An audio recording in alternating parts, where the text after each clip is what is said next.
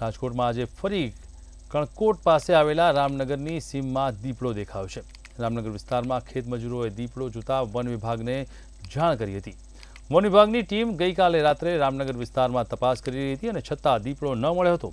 One વિભાગને દીપડાના પગના નિશાન મળી આવતા રામનગર કણકોટ સહિતના વિસ્તારમાં તપાસ હાથ ધરી હતી। ત્યારે વન વિભાગે કાલે જ ગામના દીપડાના ભયથી કણકોટ ખાતે પાંજરું મૂક્યું છે।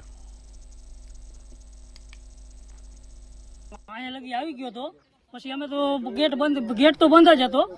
પછી અંદરથી અમે બંધ કરીને અંદર રૂમમાં બેસી ગયા હતા। દીપડા ફોન આવ્યો તરત જ અમે તો રૂમમાં વહી ગયા। પછી અમે થોડીક વાર પછી ખોલ્યો પણ પછી તો કઈ દેખાય નહીં। પછી તો આગળ બધે જોયું આગલામાં એમ તો ખોલીને ગામમાંથી એમને ફોન કરી દીધો વન વિભાગ વાળાને। પછી એને બધી તપાસ કરી, ચેક કર્યું બધું, પણ ત્યારે તો કઈ દેખાય નહીં રાતે તો।